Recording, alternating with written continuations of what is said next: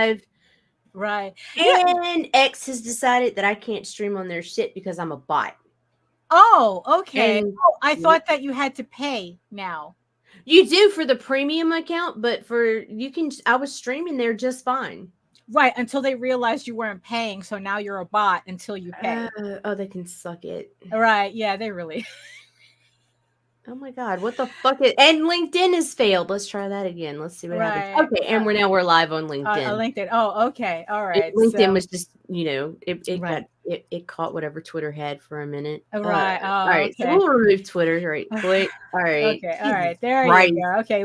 Twitter. We don't need Twitter. So no, we don't need Twitter. Jesus. Yeah. No. Seriously. So I resurrected my very old account. Like I'm talking. Like the last time I used this one because I deleted the Indie Comics Network account, which I kind of am kicking myself in the ass for now because that was like a following of 10K over there. Right. Yeah. But anyway. I resurrected my very first fucking Twitter account and deleted all the old posts and, brought it to life for what it is now. And it started moving pretty good. Like I was already getting engagement and stuff with very few posts. And I'd be damned if they didn't automatically accuse me of being a goddamn bot. Like I currently have a flag on my account marking me as a bot. And I'm like... It's because they want you to pay. They want their $8. $8! They want their $8. Oh my God. Yeah, that's I'm pretty sure that's what it is. Because honestly, it's like I think that X was convenient to have when you were sending people to X to see the uncensored versions. That's exactly what I intend to do with it. And if I have to pay $8 a month to be a smut peddler, I will. Right. Because what Facebook pays me to block me all the time will make up for it. Oh, there you go. Good morning, everyone. It is July 15th, 2024. Hey, Daphne, you know what that means? What? In 8 weeks, I'm going to come sit in your lap. Oh, that's true. Yes. We can snuggle. Ow! I got a vacuum. No, fuck that, dude. Don't. I got a vacuum. No, I need to feel at home. Everything's covered in cat litter. No, it's not that bad. Then I'll feel at home. Jesus, everything's covered in cat litter and slime because that's the new thing for the youngest who's not really that young, but whatever. No, it's actually been kind of cool. Something people visit. Bruh, what a fucking weekend. You ready for this bullshit? Absolutely not, but hit it.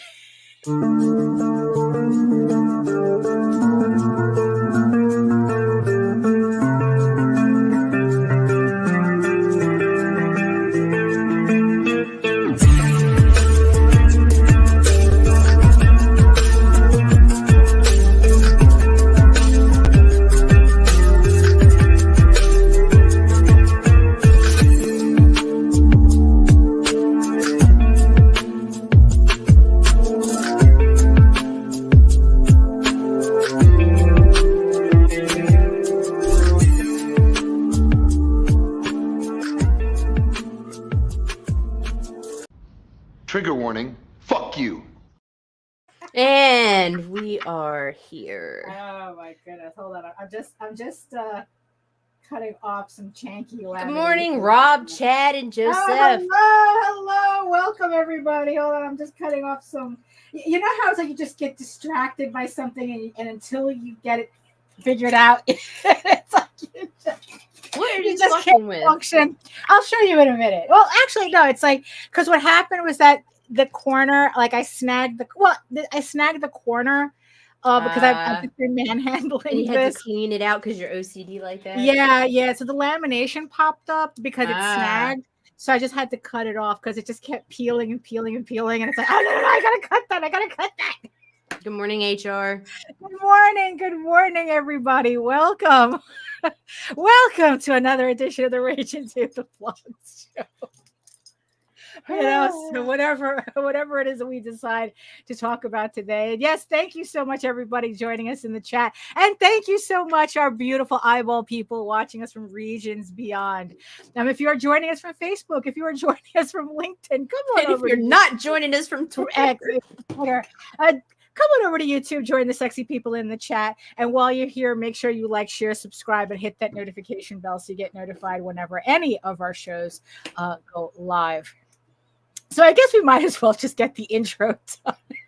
Yeah, let's run it. Hello everyone. My name is Daphne Lage, and I'm a cartoonist, illustrator, and comic book artist from New York. I've been self-publishing comics since 1992, and you know what that means. Are you not entertained? Are you not entertained? Is this not why you are here?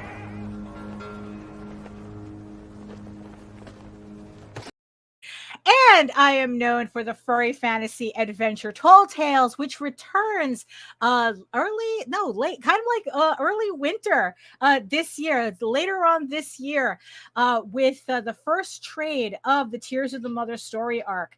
So keep an eye out for that.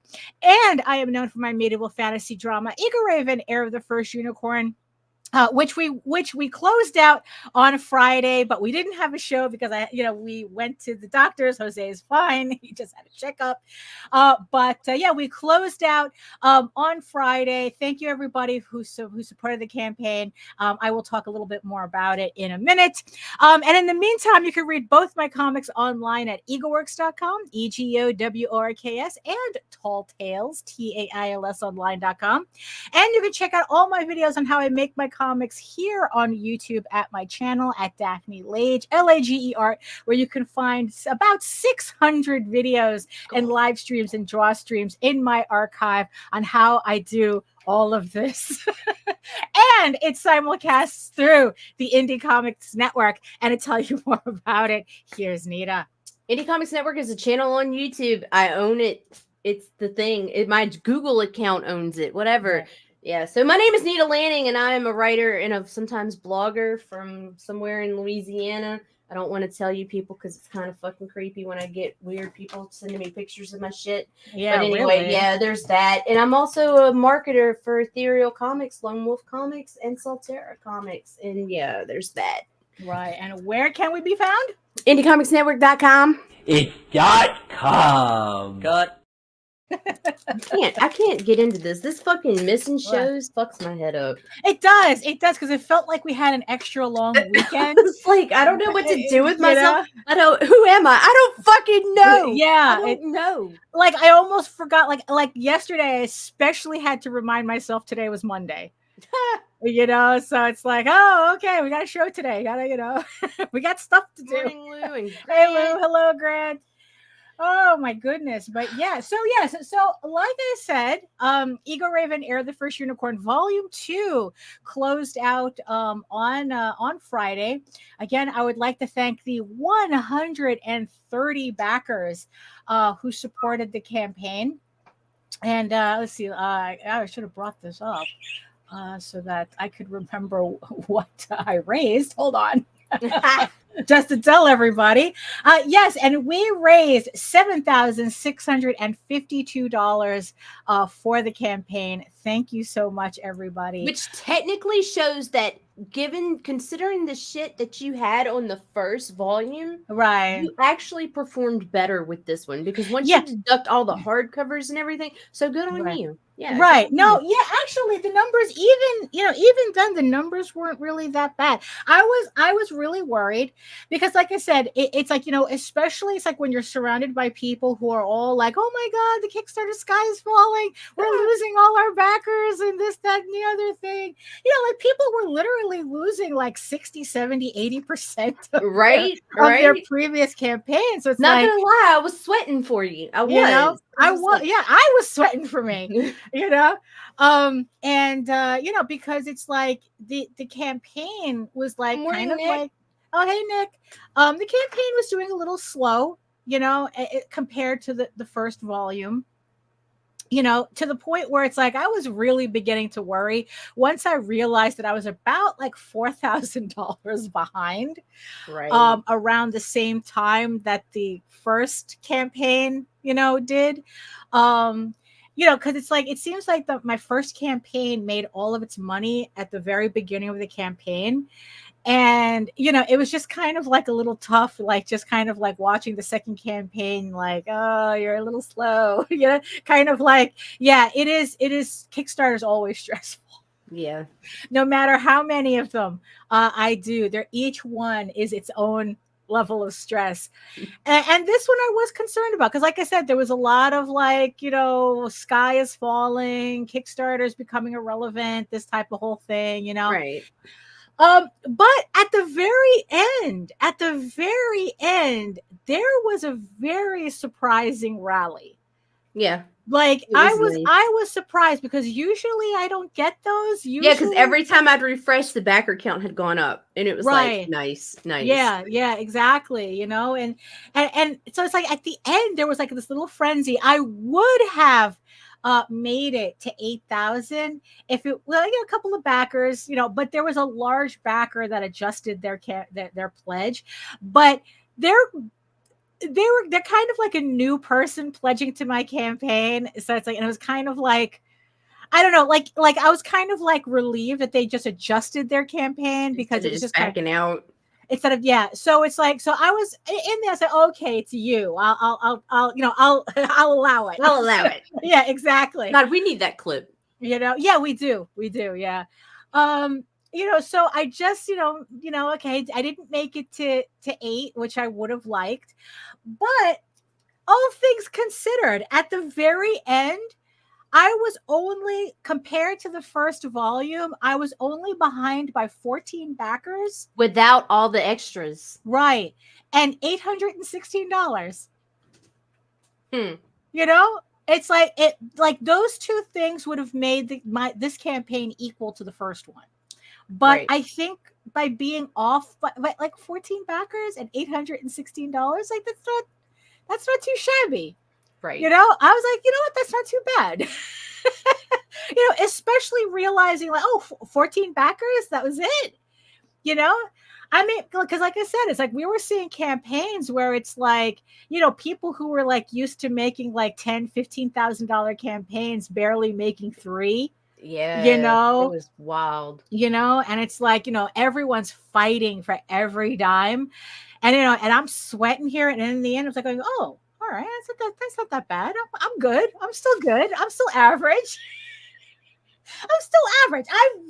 I'm average. Oh, hold on. Let me so yeah, it's like Chad blames the government. Right. I'm average. See, student, it's cool. It's passing. Look at you. You are average. I'm average. I'm adequate. Average in the special class right now. So so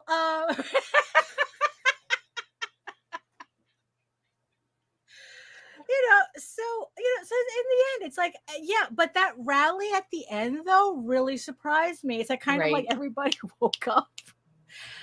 Also, I'm kind of wondering, right? Because there's always this debate that me and Jose have, whether having extra Fridays hurts or helps a campaign, because of the pay periods. I think it helps. That's me.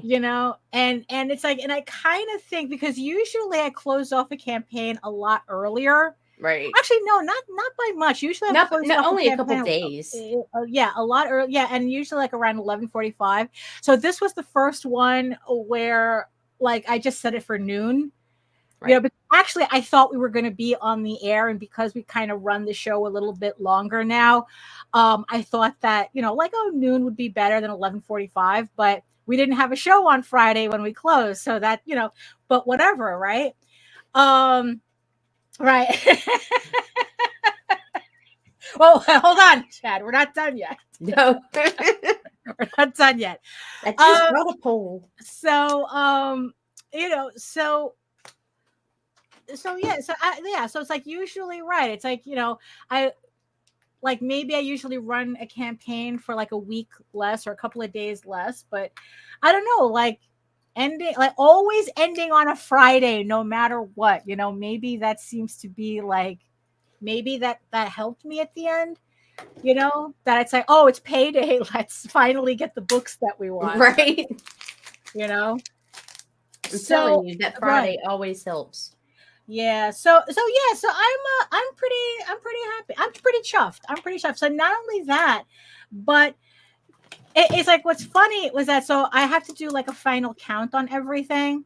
But again, PDFs and physical copies were neck and neck, which I am very happy with. And also this time around, 20% of the people who backed the campaign were new people. So I was like pretty, I don't know. I was very relieved once I started seeing what was going on with the back end, because I was avoiding it the entire campaign. What happened? Somebody called me. A fucking follower. I've got to go correct something because my number is public on something. So let me take care of this while you talk. Oh no. Oh no, people being weird. Why? It's like, look, this is for like everybody out there. It's like, really, it's like, look, we enjoy doing these shows. We enjoy putting our stuff out there, our books or campaigns and stuff like that. Just because we're not telling you everything doesn't make it a challenge for you guys to find out wherever, like, it's not a challenge to anybody if we don't give you precise. No, the anything. reality is I am a fucking social media personality. Okay? That's what I am. But in real life, I'm an actual person. If I don't know you in real life, motherfucker, do not call my real goddamn phone. I don't care how you got my number. Right. But what's stupid though is doesn't seriously. That's why I really hated it when Facebook made it possible that they could call people. All of a sudden they're thinking they're WhatsApp calling again. And it's like, what? It's like, nah. It's like, why you guys got to be weird? Don't be weird. It's different when it comes to work. Contact me in Messenger, email, whatever, and I'll give most people I work with my phone number because it's just easier to communicate, or we send them StreamYard. But this is not somebody No, this is a dude that just started following me 2 days ago who's probably watching the fucking live stream right now. Fuck you, dude. Lose my goddamn number. That found my number through another link off of Google because I fucking forgot about it way back when, and my number hasn't changed. But I just took care of that. So you knew where it came from? Oh, I knew. I knew it as soon as I fucking saw it, because it showed up as his name on my fucking caller ID, and I recognized his name from following me like a couple days ago. Right. And like, he's been DMing me a lot, and I've been ignoring his DMs because I don't fucking DM. If you want to fucking talk or flirt or whatever on my fucking public wall, I'm down as long as you keep it reasonable. Right. But don't fucking DM me. I'm a married goddamn woman with 4 kids. Leave me the fuck alone. Right. Yeah. Like, don't be weird. Don't be weird. Don't be weird. Right. But anyway, I had a business account set up on Google that had my fucking number on it because back in the day I was shipping out for people and stuff. So I see. Right. Oh, brother. Yeah, and then it's like everybody wants you to sign up for something, so it's like it's like God knows you forget, like who's where and what. Right. Yeah. Good grief. Don't the number off the account. Yeah, but don't be fucking weird, man. Be weird, don't go out your way to figure out personal information that I'm not. Yeah, it's not a challenge. No, it is not a challenge, and nobody is impressed by that shit. Right. I don't even answer the phone when my mom calls. Like, I'm gonna answer when some fucking rando off the internet calls. Right. Like I swear to God, I will sit there and watch the phone ring and then text you what's up. Right. Yeah, exactly. Why are you calling me? There's 3 when you can text like a civilized person. Right? There's 3 people I will answer the fucking phone for, because if they call, I know something's wrong if they don't text me first. That's going to be you, Heather Ellen, or C. Michael. That's it. Right. That's it. Yeah. But because there was this Disney couple that I used to watch, where it's like, people would be sending them pictures of their houses and shit, like if it was some kind of flex, that's like, oh hey, it's like, oh, I love you guys, I found out where you live.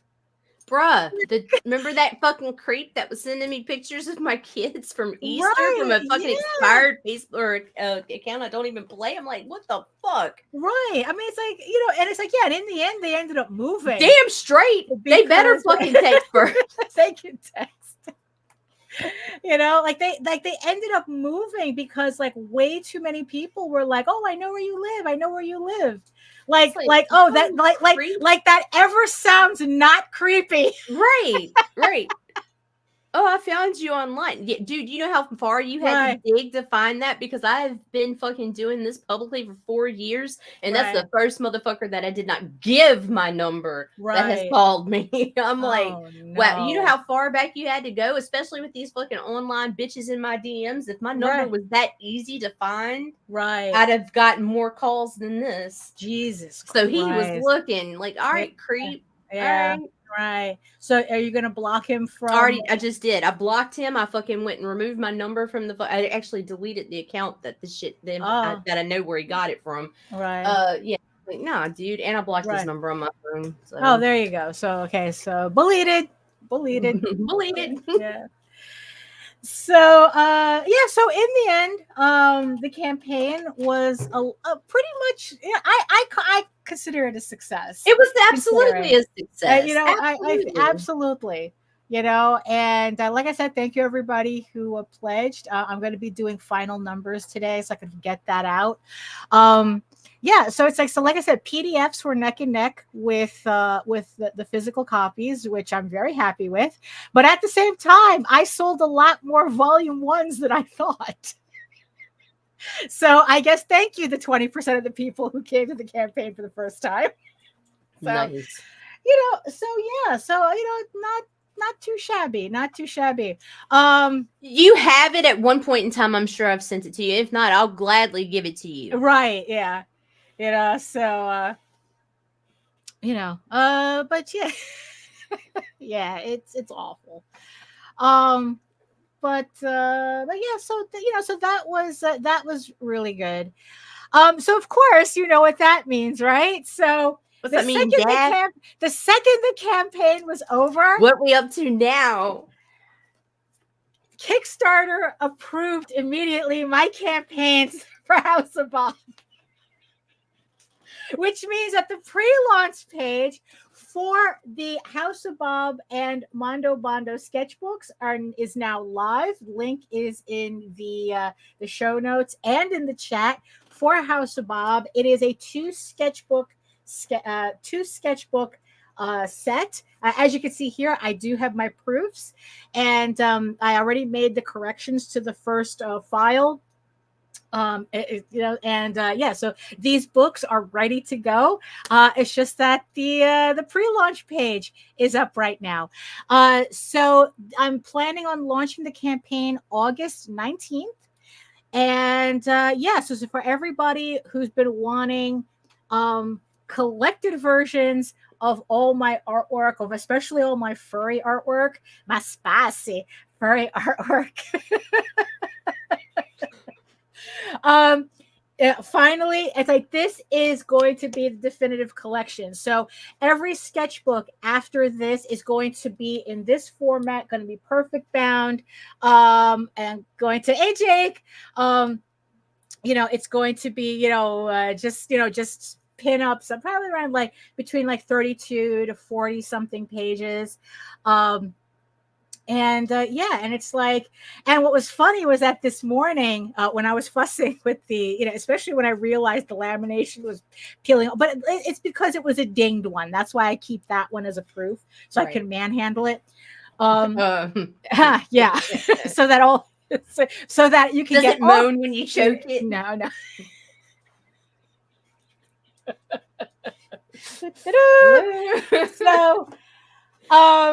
So where was I? Oh yeah. So what happened, right? So there's this author that I follow, Willow Winters, and she actually produces her own, like she self-publishes romance novels.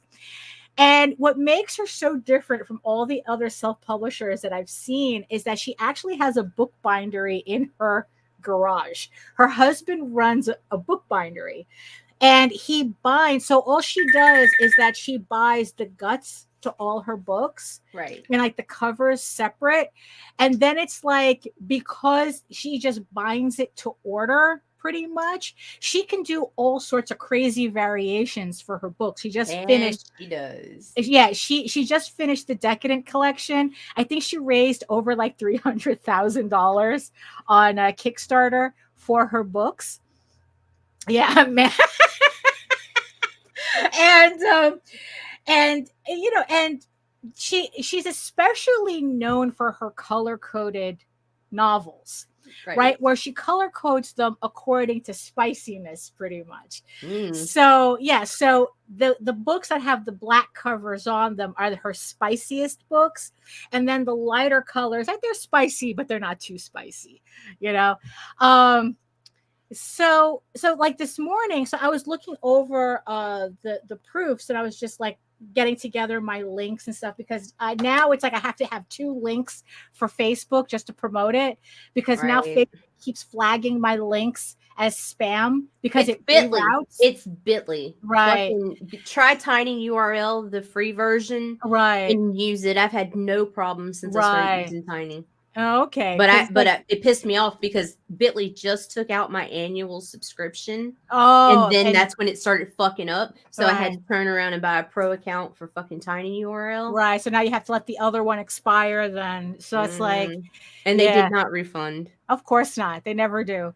You know, so you know, so I was putting that together when all of a sudden, I guess I got my memories conflated, and I started thinking about, hey, wait a minute, what if I did the same thing with the sketchbooks, right? Because I have some of my other sketchbooks, because you know, because it's like, nobody's saying that I should only offer up House of Bob sketchbooks, right? So what if, like, on the next House of Bob book, I have like, okay, so I have House of Bob, and then maybe I have like a regular sketchbook for people who probably want my artwork but don't want the spicy stuff, right? Yes, so you can have the Sriracha book, and you can have your Carolina Reaper. Right, exactly, right? Yeah. So, you know, so what if, like, the not spicy books were a different color? So when you have them on your bookshelf, you could tell right off the bat which are the spicy ones and which are the not spicy ones. I wish my fucking gallery on my phone had that, so people, when I show people images, I don't have to be like, don't scroll, don't scroll, because everybody always wants to scroll. They do. It is like, don't you do that on my fucking phone. Right, exactly. Bitch, in fact, don't even touch it. I hold it for you. You can't see. Let me autofocus, bitch. Right. Don't touch it. Don't touch it. Don't touch it. What? Scroll? You'll see things.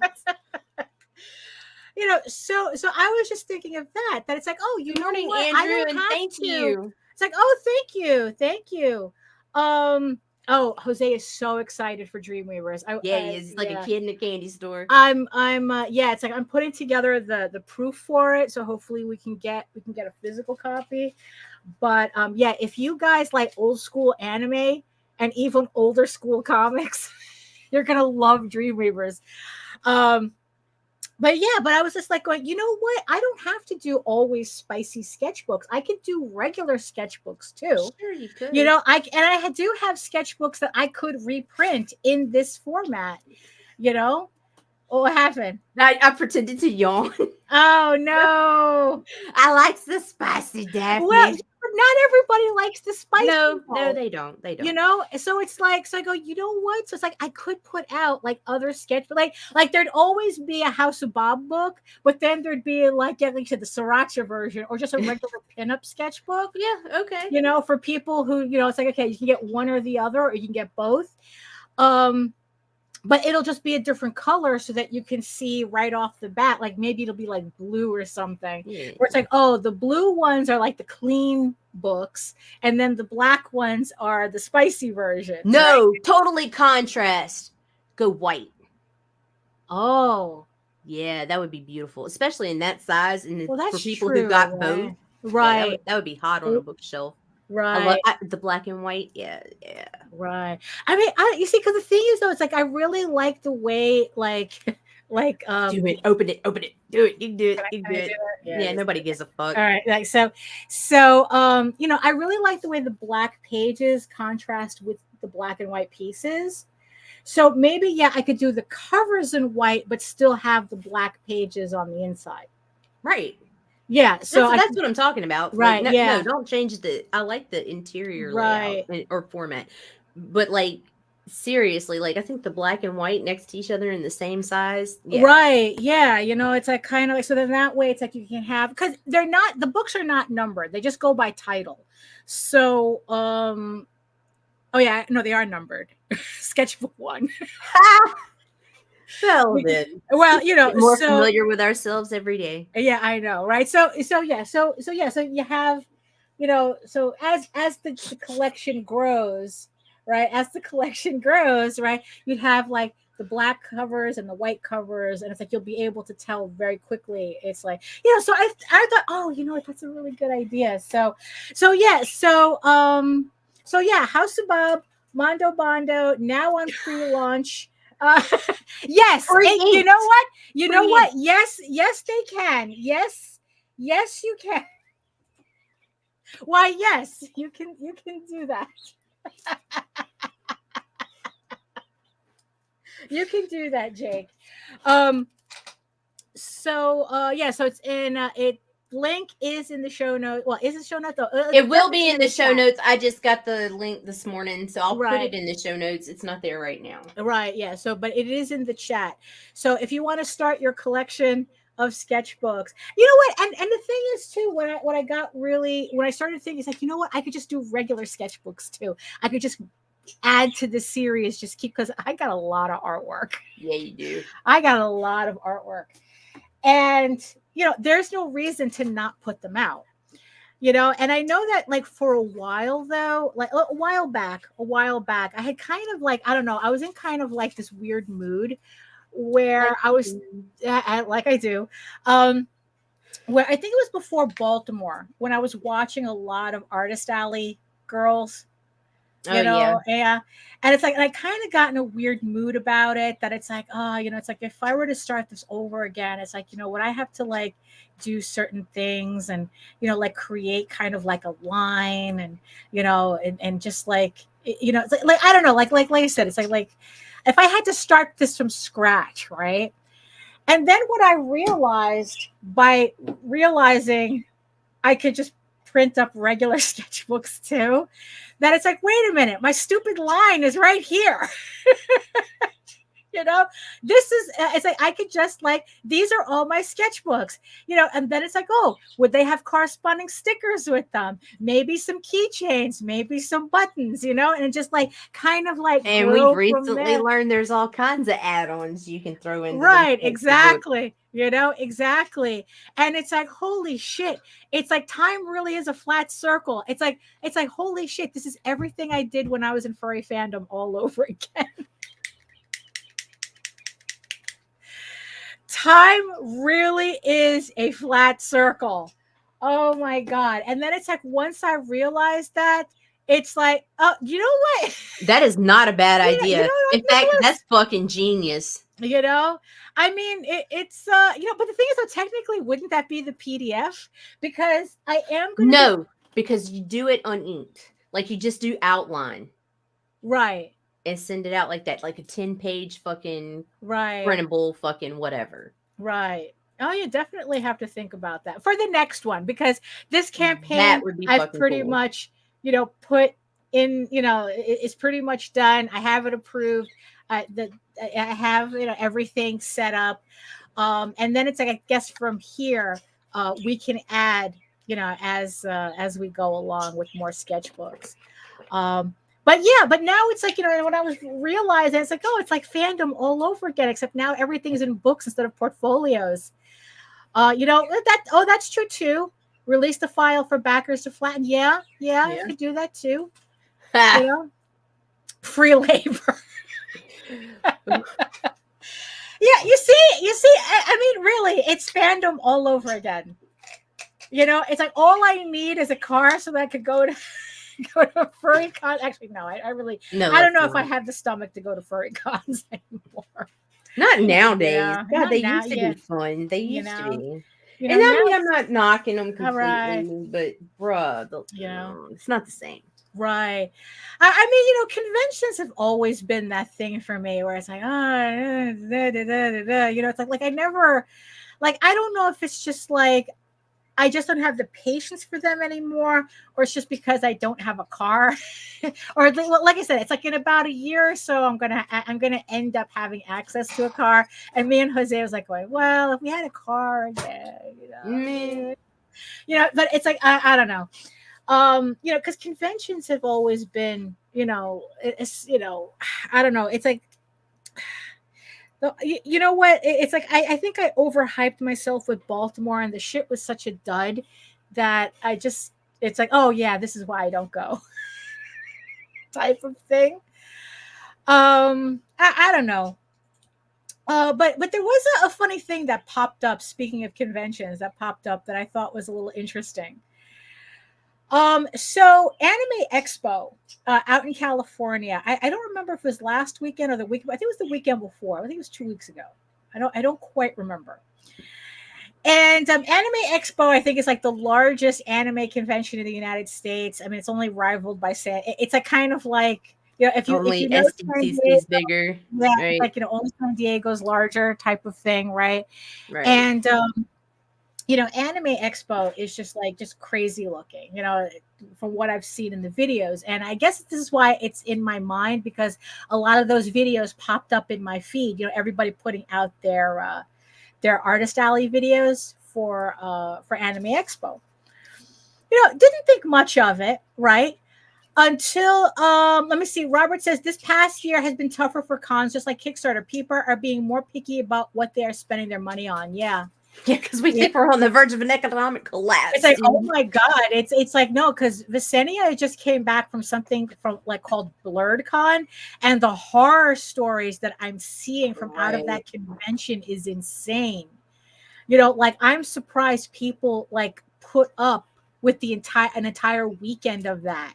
Yeah. You know, of what was going on there. I mean, if you want to find, you know, people who went to BlurredCon, you know, well, it's like, just go to Visenia's Twitch page and she'll tell you all about it. I think she did a stream I think she did a stream last night when she was coming home from the convention. Yeah, so, well, Anime Expo definitely was one of those conventions that people weren't having a problem making money at. That's for sure. Right. I guess what it is that it's like San Diego. People save all year just to blow it at San Diego, and I think that Anime Expo is the same thing. Okay. Yes, please, Rob. Tell us how Baltimore goes. I'm hoping it's better than last year. Like I said, I don't know. It's like, you know what? My mind is someplace else now. You know, so conventions. Think about is my trip. Yeah. Yeah, because you know, yeah, it's like, you know, because we're gonna have fun. That's why. We're gonna have fun. We're gonna have fun. Yeah. So a reel had popped up. Was it a reel? I don't remember what it was, what I saw, right?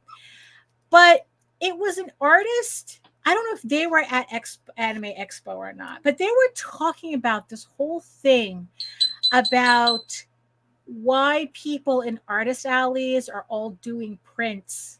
You know, that they all sell prints, and pretty much like, you don't, you know, and it's like, and it all boiled down to why you don't see comics at Anime Expo. But he wasn't talking about like manga. He was talking about Western. like, no, he was talking about like a self-published manga. Ah, okay. You know, in the context of Anime Expo. But, you know, but like, and it seemed like that there was like this whole thing where everyone in the artist alley was arguing. It's like, oh, it's like, you know, we have to sell prints. And I couldn't understand the context. It's like, why is everyone having this argument, you know? Right. So it seems like Anime Expo is, because it is the largest in the United States, Japanese publishing houses send representatives there to go into artist alleys to kind of like scope out the American manga scene at Anime Expo. The problem is that this year it seems like the notes that were going back was that there's nobody here doing comics. There's nobody here, like there's nobody here doing comics. It's all like people selling prints and keychains and pins. Like they couldn't understand, like these representatives from Japan were walking Artist Alley and they were very confused as to why the people in Artist Alley were not making manga or manga, however you want to say it. Manga. Yeah, and it's like appropriately, and it's like, and they couldn't understand it. It's like, with all these artists here, but everyone's just making prints. What's the deal, And it's like, and they said that every year they go, it's less and less and less, So it's whatever they can find is very few, right? I mean, remember, because we're hungry and chasing the dollar it's what sells that we're putting on the tables. Well, you see, that was the main argument from this, right? So I tried to find the context of this conversation. Is that okay? So somebody had posted. Let me see. What were they talking about? Okay, this is part of a very long thread. I didn't even realize was there. Let's see. So she, this woman says, one thing that makes me sad about the U.S. manga creator ecosystem is how creators end up spending more time and creative energy making prints and merch to sell in Artist Alley versus making comics. The Kodansha editors from Japan noticed this difference too and were slightly puzzled by this. Meanwhile, when I go to comics and doujinshi shows in Japan, like Kamita or Super Comic City, yes, people sell merch, but it's primarily people selling printed comics. And the merch is mostly handmade, small production run goods. One reason for U.S. Artist Alley focus on making merch to sell versus making comics is that Artist Alley tables at big anime conventions are expensive. Add in travel and hotel costs, and amateur semi-pro artists are spending a minimum of $1,000 to $2,000 plus just to be there. Meanwhile, comic shows in Japan, like Kamita, costs maybe $50 to $75 for a table. It's only one day, so usually people don't need to fly in or book hotels for several nights. Thus, artist costs to participate in Japan, in Japanese comic shows equals less pressure to make profits. And portfolio reviews, that's built into the Japanese comics shows I've visited. Table after table of manga magazine editors reviewing work by aspiring manga creators. At US anime cons, not so much. In my honest opinion, in US, the pressure on aspiring comics and manga creators to make prints and merch instead of comics, plus few opportunities to get real feedback to improve their visual storytelling skills, are factors that stunt and hinder their growth towards becoming pro comic creators. Let's see. And then it's like, that's so and then the person who mentioned this, and then it's like they said, as someone who lived in both countries, I can't explain in a single tweet, but in short, American society is much more hustle and compete rather than let's enjoy a creative space. Yep. People don't rely on comic events to make money in Japan. In America, we do. Actually, in America, you have no choice. You either, which is, I think, part of the reason why, I'm so frustrated with them, because in the end, it's like, look, if I can't make money at a convention, there's no reason for me to be there. I just made $7,000 in my pajamas staying home and just running a Kickstarter.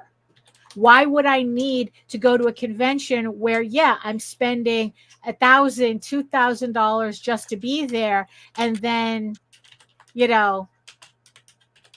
I mean, Baltimore, I was fortunate because it was affordable, because there was so much I didn't need. I didn't need a hotel. I didn't, it's like we ate at home, the entire time. It's like it was within walking distance, I mean, so Baltimore being a dud was just annoying. It's not like if we go to a convention and it's like, and it's like, holy shit, it's like, We didn't even make table back, because it was so expensive. Like New York Comic Con, right? Like, like Artist Alley, right, which is heavily curated, right? It's like, even if you get accepted, you're still spending $600 plus. If you need extra badges, it's like you're paying for those extra badges too. I don't remember if they give you 1 or 2 badges for the table, Artist Alley, right? But then it's like, but then you don't get into the Artist Alley. So maybe you're spending $1,700 on a booth, right? So it's like you have all that cost. You have that cost, and the cost of getting there, and the cost of your making the merchandise for the show, and it's like, why would I do that for a show that's literally 1 train away from me, when I could just stay home and make $7,000 on a Kickstarter campaign, and not have to worry about paying back a table, and paying for the expenses. I mean, so yeah, so and then it's like, what's funny is that, there's always this argument that it's like Artist Alleys, especially, you go to Artist Alleys, comic book conventions, and it's less and less about comics. It's like, especially in the Artist Alley, where it's like, it's all the print. Yeah, it's like, it's all the print people. Morning, Michael. They're selling prints, they're selling keychains, it's like exactly. I'm not, and that's the thing. I'm not paying that money. I'm not paying $300 for a table to break even. That's not the point. Jake says, question to the panel and Americans. Do American cons inherently pollinate for growth? Looking aside from networking. No, not they at do all. not. They do not. Most of the time, like, it's like, I still remember, I still remember when I was on Tyler Carpenter's show, and he asked me, in all the years that I've been doing conventions, what was the big difference that I saw between conventions, like maybe during like the 90s, and conventions now. And I go, lack of curiosity. Yeah. That there is a very big lack of curiosity nowadays for new talent. And because of that, it feeds into a loop where it's like, people don't want to see new people there. They want to see things that they know already. So they want to see, if you have Harley Quinn and Deadpool prints. They want to see the guys, the guys who are in Supernatural. They don't come to look around. They come looking for. Right, exactly. It's not like in the past where people were like excited to see new things. Right. They were excited to see new artists and new books, and and honestly, it's like, and I really do think that's kind of, we still kind of fight with that somewhat on Kickstarter. Where especially, let us see what you have from corporate America. Yes, exactly. And I think that's a part of it too, where it's like, also, people are just like very, very skittish to want to do anything, like engage with a book. They just want you to say, okay, they just want to be able to say, okay, this book is from Disney. This is something from Universal. This is from Warner Brothers, or whatever, whatever. I don't even think Warner Brothers exists. It's like, this is, I don't know who owns them anymore. Where it's like, okay, if it comes from this corporate entity, we don't have to think about what it is. We could just buy it and know, and just pretty much know off the bat what we're getting. Oh, you're somebody I've never heard of, and this is a book that I've never heard of before. Oh, I don't know. Like, there's no curiosity there. Yeah, people want what they know, like, and trust. And they're so focused on that part because it's kind of like, I don't know what everyone's in a rush for. It's like they don't want to, like I said, they don't want to engage. They just want you to tell them, yeah, this is from this, that, and the other thing, and then move on. Or like. Right. Well, this is also the whole like tropification of novels that's been a thing for like the last couple of years, where it's like they're using fanfic tropes to sell novels because it's a lot faster than having people read a blurb. friends to or enemies to The lovers. lovers, yeah. La, la, la, la, la. Yeah. Oh, friends to lovers is another category. But yeah, but that type of thing. So it's like instead of like reading what the book is about, it's like, oh, this is friends to lovers. I like that. Let me just buy it. Like they want people want to use the least amount of brain power possible when consuming. Right. You know, and that's what it is. It's like people aren't looking, they're not looking for art, they're looking for content. And it's like, yeah, and I was about to, but there's a reason for that on Kickstarter, because there's no standard to enter indie comics, and I hate to be the killer of fucking dreams, but you know, that's just what I do sometimes. The Kickstarter market was flooded with books that had pretty covers, didn't show a lick of interiors, and then they went out all throughout the beginning of fucking COVID when everybody decided they were good enough to become a fucking comic book creator. Right. And people backed this shit, and they got it, and they opened the book, and they're like, what the fuck did I just spend my money on? Right. So yeah, there's a huge trust issue. But at the same, because I remember there are people that should not be encouraged. I'm sorry. Yeah, well, or they should be encouraged to stand down and fucking go to art school, or stand down or study and study, watch some YouTube videos. Yeah. Go to the University of YouTube for a little bit and then come back. I mean, because I remember they were like, go, we'll buy your shit, and then nobody. Right. Like, and the thing is, I remember the artists, the black and white boom or glut, depending on how you looked at it, right? Yeah. You know, I guess the difference was that at the store you can look through the books and decide whether you want it or not. You can't really if they don't post pages, yeah, you're taking a chance, you know, on Kickstarter. Well, that was a trend for a minute. You know, yeah, but yeah, you see, but in the end, the people who usually did that were the people who were only selling variant covers anyway. The interiors weren't the problem, but the problem is that now it's catching up with everybody. Right. You know, I think it's like, because, maybe the bubble didn't burst, but,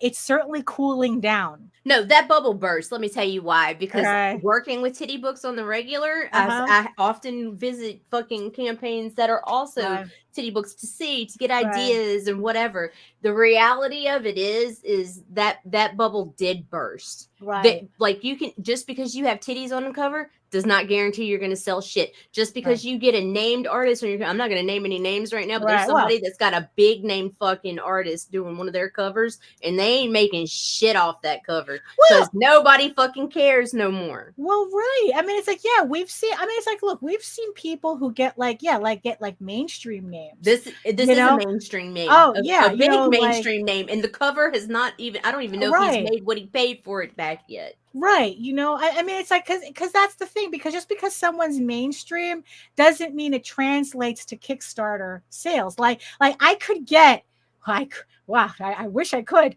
I could get like an Eagle Raven cover by Arthur Adams. Oh, 5K. God. Yeah, you sure could. Oh my God. I think it would be more than 5K. 7. I think it's 7.5 now. Yeah, but I would love to. But even still. But yeah, I know. But that doesn't mean that I'm going to make a 10K campaign. You know, I mean, it could be that I can have an Arthur Adams cover, and my campaigns will still be beautifully average. It doesn't yeah, Arthur Adams can sell Arthur Adams, but not if you're doing a variant cover with Arthur Adams.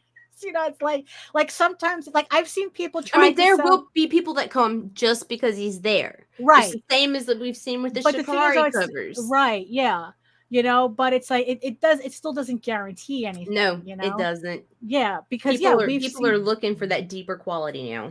Yeah, but so we've been complaining about how conventions are kind of like, now it's all just media. It's like that everyone just wants to see stuff that they recognize. I mean, even Sam, I forgot which show he was at. It was the one where him and Sam and George went to. I forgot which one it was, but he said it was a fiasco because everybody was there. They had some big name celebrities, and they had them all in a separate building from the comic book people. So guess where everybody was?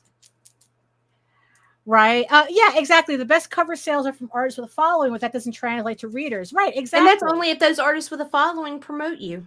Right. Yeah. Fucking sad fact. You know, Like, I mean, yeah, so yeah,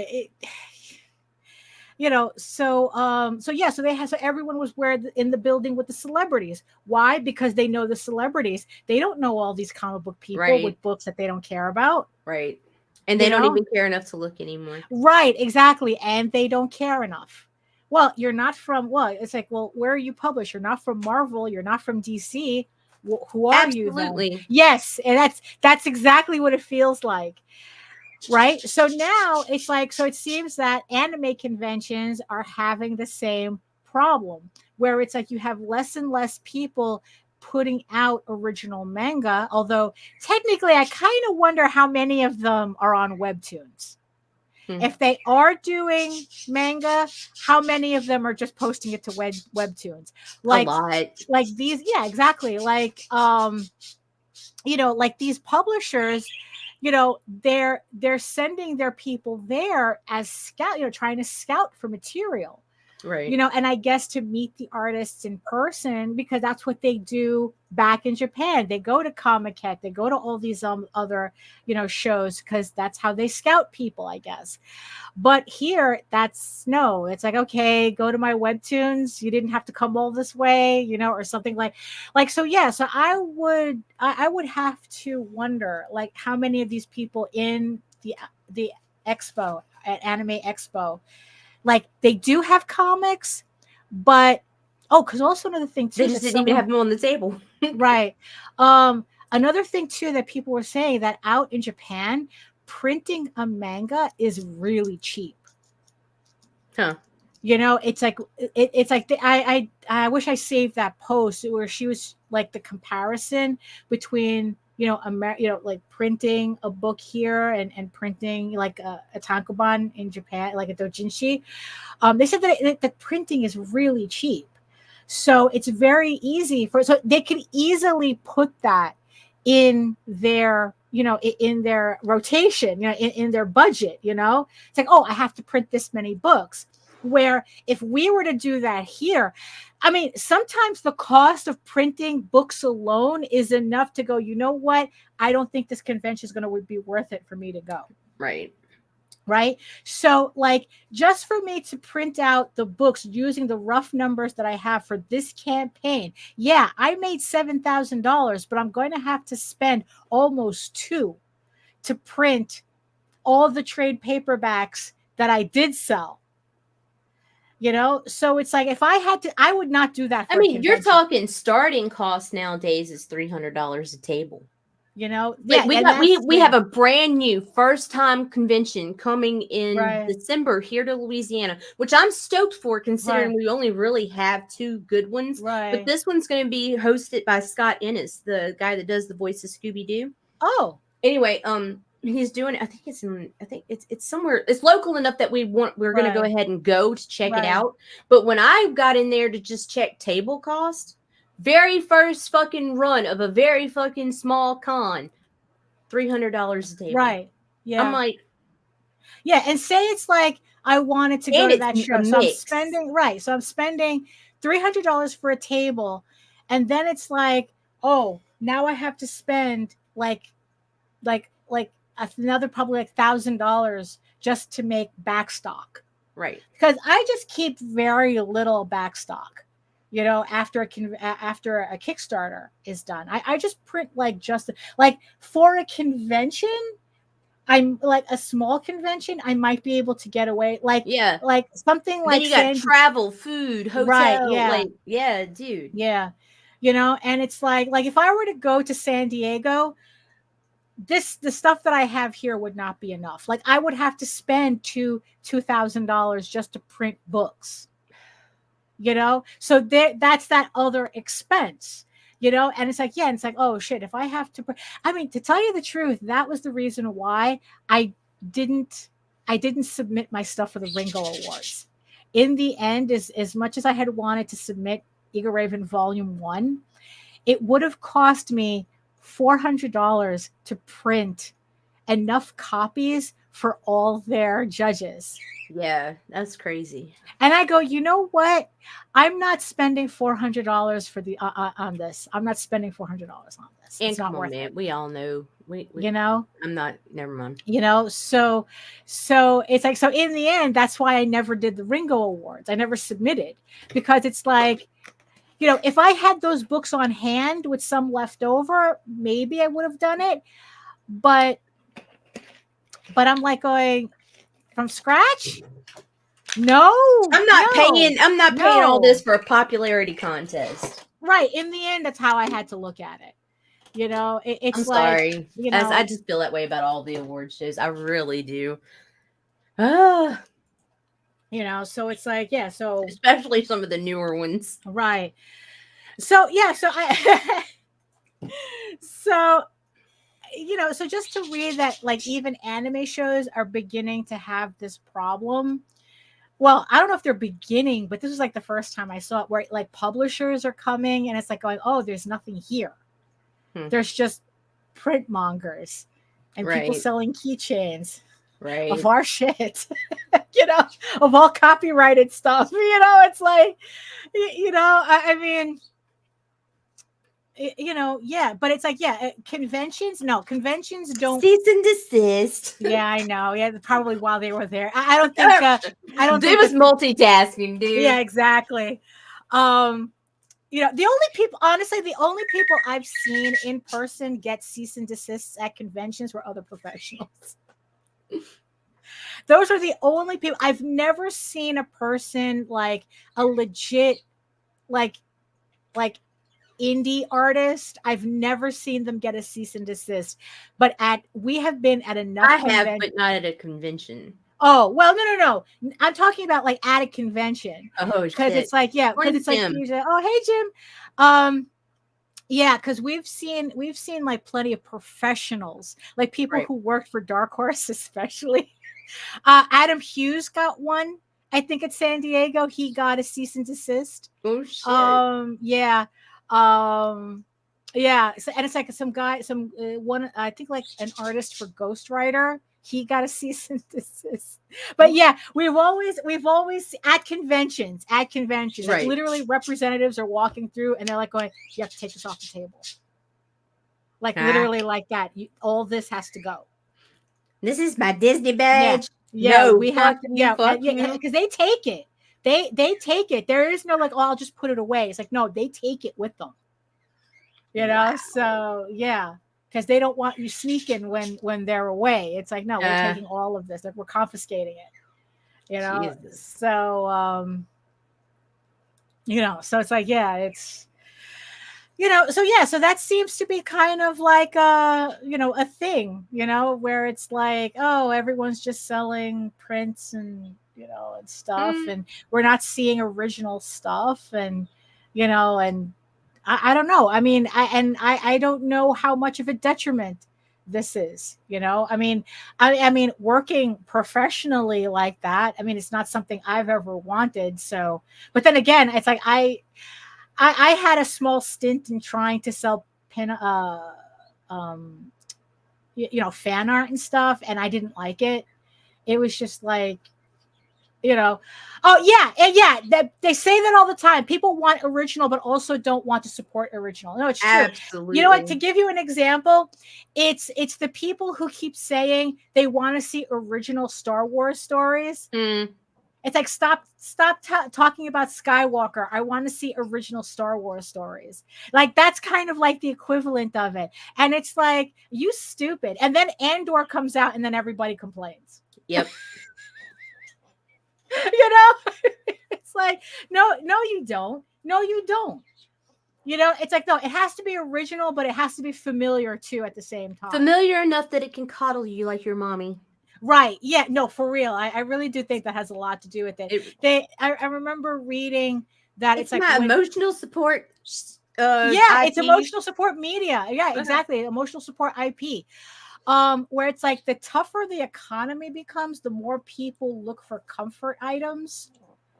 You know, yeah, you know, no. And the thing is, though, honestly, people don't want people don't like the superhero genre. People like Marvel and DC superheroes. Wow. There's a hot take for you. Jesus. Go back there. Go back to Jim. He says, I do sketch card work for Topps, and Disney has cracked down on things. We can't even promote our own work. Oh, there was this one San Diego Comic-Con years ago where where these two artists that I was following, they both worked for Disney, and they were tight. They were tight at this particular San Diego, because I think they were in the artist alley, and they were surrounded by people doing Disney fan art, and watching these people make money off of Disney fan art when they themselves weren't making shit, weren't allowed to sell Disney artwork. Oh, that sucks so fucking bad. And they worked for Disney. They're smoking now. Okay. And it's like, and at the time they were like really, really tight, because they were saying, no wonder all my card guys are all bitchy lately. It's that they're not allowed to sell Disney prints, but they were surrounded by amateur artists selling Disney prints. And they were so tight. That convention. I mean, it's like it was just like, I would be tight too. That's crazy. I would have to go home and angrily take care of things. Right. It's like, people don't want original stuff initially, but they want it when a friend or a trusted person tells you about it.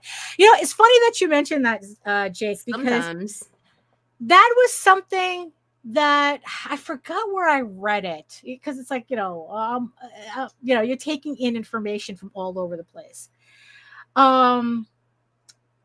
Where someone had said, people don't want to buy your work. They want to buy your work if somebody else talks about it. Right. Like, it's like they don't want to hear, no. They don't want to hear you talking about how great your work is. They want to hear somebody else talk about how great your work is. That's why, that's why I know that we talked about that whole thing about like telling people, oh, this is really good. Like, a creator can't do that, because of course you're going to say it's good, but that's irrelevant to the person in front of you, because they know you're going to say that, so if you have kind of like that, what do they call it? Social, it's kind of like social credibility or something like that. That's not the phrase. But it's like, it's kind of like, that's why you want to have like reviews, like other like reviews that other people are saying about your work. I thought that was bullshit, for a while, but it turns out that there's something to that, where it's like, people are going to expect you as a creator to say your stuff's good. But what they really want to see is how other people are talking about. It's like, that's the thing. This is so stupid. It's kind of, that's because that's why they say that the goal in marketing is to have other people do the sales work for you, so that you don't have to say a word. It's your fans that are selling your work for you. And I guess there's something to that. That's why if there's a book that you really like, you should talk about it, because it's like, if you don't talk about it, if you just leave it to the creator to talk about it, this is how we end up in this position where it's like, of course you're going to say that, only the reader can make that decision whether your book is good or not. But the thing is, though, is that if the people who do like your work don't say anything, other people are not going to, it's like, look, it's kind of like going back to the conventions, right? If a convention says that they're, it's like, oh, this is a great convention, it's like, okay, maybe, but you're more likely to believe that if the people who are at that convention actually say that. And I can give you a social media example of it. Right. You can push your own shit all day long. Right. Like, but, and this okay, I'm not licking my own balls here, but I kind of am for just a second. The same artist or the same fucking writer or publisher can make the same freaking post, myself or Heather Ellen or like Right. Jeffrey Haas or whoever else does marketing will post. Same fucking wording, same fucking image. Right. And we're going to get 10 to 100 times the engagement that the individual did. Oh, yeah, I believe that. It's absolutely like, I even had an artist approach me and he's like, how the fuck did you get 1,500 likes on my art? Right. When I can't even get 300. Right. Because it's somebody else posting it. Exactly. Right. It's kind of like this weird psychological thing. Yeah, it's like, well, if you like it, then it must be good. Right. Right. If an artist posts it, well, it's your art. Of course, Right. It's kind of like it's weird, but that's kind of, but yeah, so that's I don't know. Yeah, so that's kind of I'm all over the place now.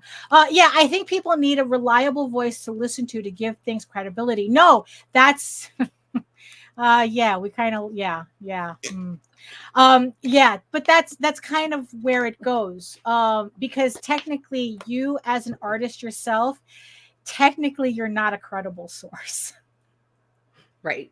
You're not credible because you're the artist. Of course, you're going to say, oh, my shit's the bomb, or it's like, oh, this is the best comic you've ever read. Right. Really? My mom likes it. Right. Yeah, because that's what it comes off as. Right. It really does. It really does. And that's why people, it helps. Like when you have somebody else to. Yeah, to exactly. Yeah, exactly. And so it's like, and also there's kind of like this weird thing where other people, like if you don't have an attachment, like a personal attachment to it, for some reason you're able to be a little bit more enthusiastic about supporting, about like talking about it. It's kind of like this weird thing, that it's kind of like, that's why you have spokespeople. It's like, when you go to well, at least maybe the larger ones, that they have spokespeople there, that like the creators actually, hey Pops, who's drinking? Who's drinking? I should be day drinking right now. All right. Pops is another one. When he shares people's shit, he'll get more engagement than they Pops approved. Will. Pops approved. Right, exactly. There's something to that. Right? That people are like, they're more willing. Yeah, it's like, yeah, it's like at larger conventions, why you always have spokespeople at a table rather than at a booth, rather than the actual artist. Jim Balent was not selling his own work. Right. It's like, I still remember this vividly, where it's like Jim Balent was at his booth. Right. This was like at the height of tarot, him doing tarot. And forgot which convention it was. And it's like, and he sat on a stool in the center of his booth, right? This large booth, and he just sat there and he was just sketching, like he was like a fetish statue, just right there, Jesus. like Indiana Jones was gonna sneak up anytime and smack him off any minute and smack him off the stool, So, but he had, I think it was he had these spokesmodels. He had these, I think one of them was his wife though. And they were the ones you had to talk to. Nobody spoke to Jim Balent. It's like you had to speak to the spokesmodel. Right. And they were the ones that were selling you the book.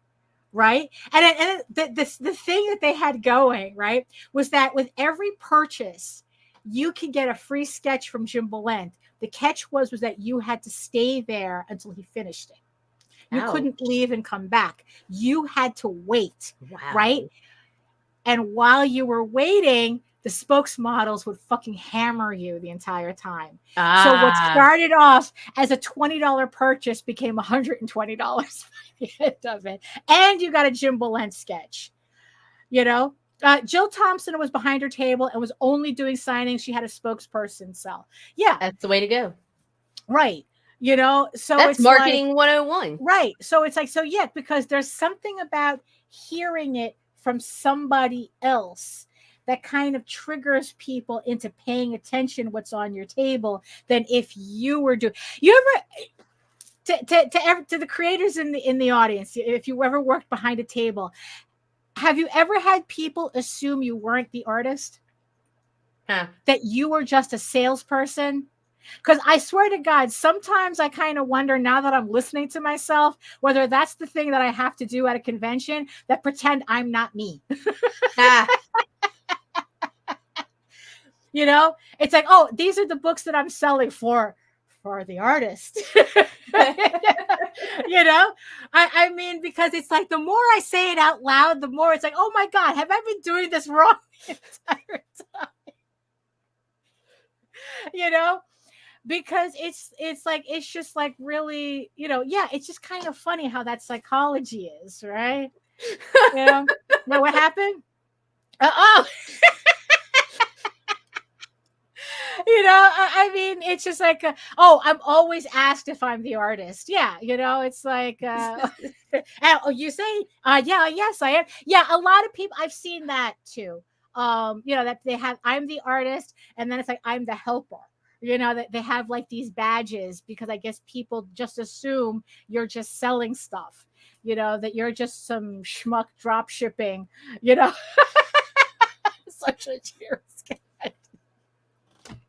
I don't know. I mean, I would have to, you know, but the thing is, though, it's like I don't have conventions to try this at, to test this out. And conventions are way too expensive for me to like not have a very specific, you know, that's like, oh, you have to make this money back. And I don't know. It's like I just grew tired of fighting. Right. Like it just seemed like it's just like a fight. That's what it can. I mean, I guess sales is just like that in general. It's just always a fight, you know, for attention, for money, for. I go to cons just to fucking have beef. Oh, I really do. Well, I did MegaCon anyway. Right. You know, I mean, you want to talk shit online? What happens now? Oh, what yeah. That's maybe that's networking. We can call that networking. It was fucking hilarious too, dude. Like I'll never get over that shit. I mean, that's also another benefit of conventions is that you finally get to see the people who talk shit online, and then all of a sudden they have nothing to say. All of a sudden they love you, and it's like, oh, okay, or they fucking cool, run. Right? We're cool, right? Or they run because it was fucking hilarious. Because Meredith and I were both under fucking like 5 feet tall. Like Meredith was just over 5 feet. I'm under 5 feet. And we're gonna walk up to this table. He sees us fucking coming and he pretends he's on his phone and kind of looks away. But then he notices we're making a beeline for his fucking table. Dude got up and ducked out from the curtain behind his fucking. It's like, bro, are you fucking kidding me, man? You big buff bullshit talker. Yeah, look, now you're gonna run. If you make it your personality to be an asshole online, you have to commit to the bit in person. Like, you know, you can't be an asshole online and then be big pussy when you're at a convention. You can't do that. You have to commit to the personality. Oh my goodness. That's like I'm setting up a new platform. That's not the artist. Yeah, Lou. I don't know. I don't know how any of this works. I really don't. You know, I mean, honestly, this is just pretty much marketing. Marketing for me is just pretty much guessing. You know, Nita figures out the math on it. You know, it's like, you know, she's the one hammering at Facebook until, I don't know, no bands pop out or something. I don't know. You know, but it's like me, it's like this is all guesswork for me because the thing about marketing, doesn't matter how many books you read, like how many. And here's also the thing too, right, about marketing, that it's like the thing about marketing, you could talk, okay, you know what, it's like, because this is something that it's like, if I hear anyone talk about the fucking funnel one more time, oh my God, fuck that funnel, man, that funnel market shit, no. Right? You know, that funnel marketing, right? Because it's like, look, you can read until you take. I know, right? It's like that's probably what we need to do at conventions. we have to pretend we're online. We're at conventions. That's the thing. All the books that we have, all the books that we recommend on marketing, it's all theoretical, right? Until you apply it, right? So it's like we can say, "Oh, you have to do this, that, and the other thing." It's like, okay, so how is it working for you? How is the funnel working for you? Because it's like there's a lot of because this is the thing. The people you take advice from, check to see if it's actually doing something for them. Right. Because sometimes that funnel to them is just the toilet flush. Right. I mean, because it's like, because it's very easy to talk theoretically about stuff. Right. Like the whole thing is like, oh, maybe if we don't talk about ourselves as the artist, maybe if we talk about ourselves in the third person, maybe that might work. I don't know that. I'm literally pulling that idea out of my ass. We are making shit up as we go. It's like, yeah, but it's like, I'm not going to spend that type of money on a convention to test the theory out. So it's like, if you're going to be at a convention and you want to try this ridiculous shit that I just said, please let us know how it works. And let us know if it works. Yes, exactly. But the thing is, it's like, oh, yeah, the funnel or whatever. And it's like, oh, you have to get people to sign up for your mailing list. And this is like, look, yes, it's like, okay. But like I said, it's all theoretical unless you get a result from it. Right. Because it's like, if you're not getting results, or if you see somebody talking this, selling online courses as we speak. Exactly, Jake. That's where you make the money. Oh my God. Oh my God. We're going to pay-per-view. Yeah. Oh my God. It so is. That it's like that people can just like literally just like theoretically this is supposed to work. So selling online courses, right? But instead of paying all that money for one of those courses, go to Amazon. And I am not fucking I am not paid or anything. But there's this is Madeline Holly Rosin's book, Kickstarter for the Independent Creator. This is the older version, but I mean, you take it and take what you need and leave the fucking rest. Right, yeah. But those classes that you see marketed online for $1,000 a fucking class or more, you can get all that right here in these pages. And also here's the thing too. Always check. Yeah. Then it's like, check to make sure whether their theories are working for them. Right. Rainbow Dash. And then this is a good one too. Oh, day trading attention. Mm-hmm. Huh. We'll talk more about that one offline. Oh, okay. That's a new one. I mean, I guess this is the attention economy, right? That's it. Attention is currency. Right. Also make sure that when you're comparing yourself, when you're taking advice from somebody, it's kind of like apples to apples. Right. Like, because if you're running like something that looks like it's a zine, like it should be a zine, and you're talking to somebody who's like, I don't know, doing a book like Brian Pulido, right? Maybe the advice is going to be not work the same, right? If somebody's selling TNA covers, that might not necessarily work for your quirky little, zine-looking underground thing, So it's like you kind of have to make sure that the information is relevant. But the thing is, I think that talking like the advice, maybe if you sold your stuff in the third person, I don't know, that's kind of like very general. Like I said, if you want to try that, if you're going to be at a convention soon and you want to try that, tell me if it works. Let us know. It's a psychological, we're doing a social experiment. Social experiment. Are people more willing to buy stuff off of you if they don't know it's you? Oh my goodness. So, I think that was a little bit too much thinking for me today. My brain hurts. Yeah, I know. Oh, just, because also, if you haven't been following my Facebook, also it's like I'm a little on edge as well, because I am page 6 on Eagle Raven issue 15, which is the final issue of the series. And I'm a little on edge because it's like, yeah, so I'm kind of like getting through issue. Oh, you sell in third person, but what was it? Sell in third person, but use second person. Oh my goodness. So yeah, so I'm a little on edge with that. And and I mean really, and you know, and just getting the stuff from the Kickstarter, it's like it's just kind of weird. Like putting together the finishing up the files for volume 2, and here I am at the end of volume 4. You know, pencils. It's still going to take a while for me to finish, you know, inking and coloring everything. But you're there. Yeah, there. but it's you can feel it coming, can't you? Yeah.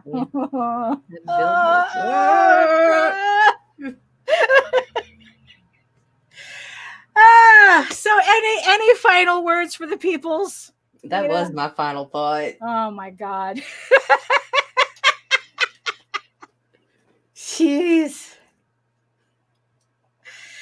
Oh my goodness. And that's I think that's pretty much it for me too. I guess it's like once, even though I have the air conditioning on, once I start to sweat in this office, it's time for me to go. You flatter me, Leish. Oh my goodness. So well, anything on the schedule, anything that there's shows and stuff. If you like, share, and subscribe, and click that notification bell, the YouTube channel will tell you, because I am like, right. That's just what it is. It's like, you have it. a YouTube channel, watch it or don't watch it. Watch it or don't watch it. Either way, we're gonna keep doing it. Either way, just make sure you like, share, subscribe, and hit that notification bell so that you get notified whenever any of our shows go. That's it. Oh my goodness. Thank you so much, everybody, for joining us in the chat. Thank you so much for the beautiful eyeball people. Look at all the emojis I have on my I know, right? On my screen right now. It's like, thank you so much for all of those little... And when we get off YouTube, when we get off YouTube's gonna tell us we had no views. Yeah, exactly. Yes, I don't know why they do that. But right, but you guys are all imaginary. Yes, you know that, yes, right? Exactly. But thank you so much, all our beautiful eyeball people, all our beautiful people in the chat, all our sexy people in the chat. Thank you so much for joining us today. And if you want to see more about me and my artwork in the third person, if you need me to write about stop saying me if you're going to do third person. If you need me to write about myself in the third person, you can check out my main portfolio site at egoworks.com, EGOWORKS, where you can find links to all of my galleries and social media sites. But I mostly post to Facebook if you're interested in seeing sketches and current work in progress updates. And you can also find me here on YouTube at my channel at Daphne Lage, Lage Art, for all my videos and my semi-weekly art live streams Wednesdays at 4 p.m. Eastern, where I don't talk about myself in the third person. It's 4 p.m. to 6 p.m. Eastern. It's 2 hours of me just drawing, working, and just chatting with the chat as we do. We pretty much, it's a free form discussion. We just talk about whatever comes to mind. And yeah, it's kind of like being at a convention, but you're not blocking a table. So there you go. It's fun time had by all. And in the meantime, if you missed the Eagle Raven campaign, you can still read it online for free. Eagle Raven, Heir of the First Unicorn, uploading every day, Monday through Friday. But if you prefer your fantasy to be more of a furry Lord of the Rings adventure, you can follow the link over to Tall Tales. That's TAILSonline.com. And not only can you read the first 20 issues of Tall Tales for free, but you can catch up on the latest story arc, Tears of the Mother, which is also currently uploading Monday through Friday and will be released in its first trade paperback later on this year on Kickstarter. So make sure you sign up at my website for the mailing list so you get notified when that campaign becomes available, the pre-launch becomes available. And remember, I have to make a card for House of Bob. Yeah, House of Bob, the sketchbook and the Mondo Bondo set is on Kickstarter right now in pre-launch. The campaign launches August 19th.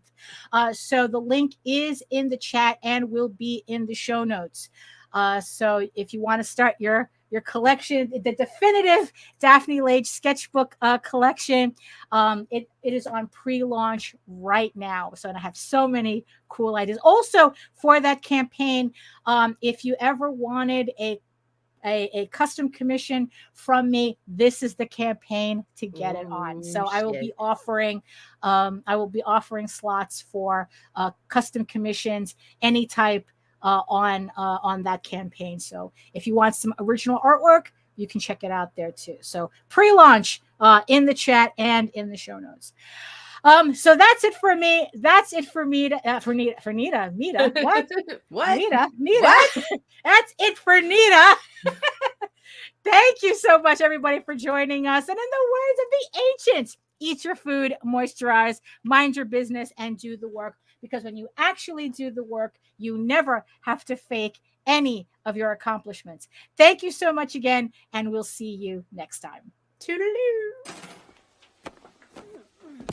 Fuck you, fuck you, fuck you. You're cool. And fuck you, I'm out.